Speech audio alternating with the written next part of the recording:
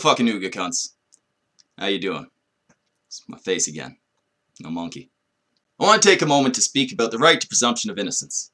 I shouldn't need to explain this, but that's the legal right to be presumed innocent until you're proven guilty. You might recognize that as one of the keystones of a successful legal system stretching back at least as far as the 7th century. Seems pretty important, right? Now, I don't want to talk about Kavanaugh, but the case surrounding him at the moment has brought to light, or back into the light, this isn't a new attitude, a disturbing amount of people who are willing to throw away a man's right to presumption of innocence the moment a woman accuses him of rape. Believe women and all that.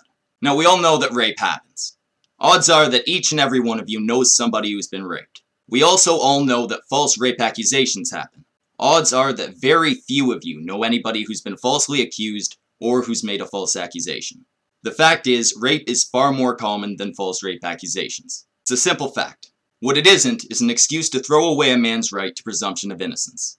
Never mind the fact that the same holds true across the board and that crimes are almost always far more common than false accusations of those crimes, or the fact that these people generally have their logic clouded by the emotional response caused by rape being a sexual crime.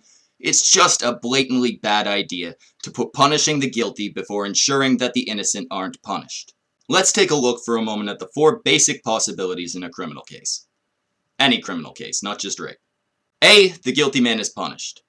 B. The guilty man walks free. C. An innocent man is punished. Or D. An innocent man walks free. Simple enough, right? Now, how do we prioritize those? Which is most important, which is least important? I think it's fairly obvious that right at the bottom should be C. An innocent man is punished. I'd like to think that the majority of us wouldn't like to see an innocent man unjustly punished. So I'll pop that one at the bottom. Using the same logic, the next one should be B. The guilty man walks free. I doubt that the majority of people would like to see a guilty man walk, but I'll place it as the second last because there are those who support the guilty, BLM and such. The next 2 are where we seem to run into an issue. Which is more important? Should we be focusing on maximizing the amount of criminals that are imprisoned, at the expense of a few innocent men being unjustly punished?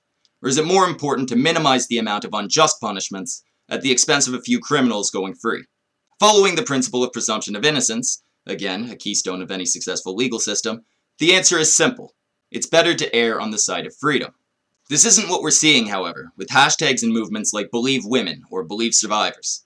The presumption within these groups is that a woman wouldn't lie about rape, and so if a woman claims that she's been raped, she must have been raped, and the man that she's accused must be a rapist.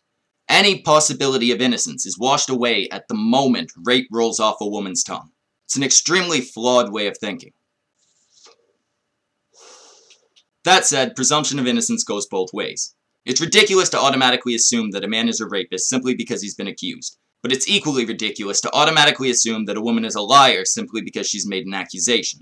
Until there's sufficient evidence to prove guilt in either direction, both should be assumed to be innocent. You can certainly have your opinions based on the evidence that has been presented, but to unwaveringly believe one side or the other, without enough evidence to prove guilt, is to spit in the face of the right to presumption of innocence. Again, the keystone of a successful legal system. Smarten up, cunts.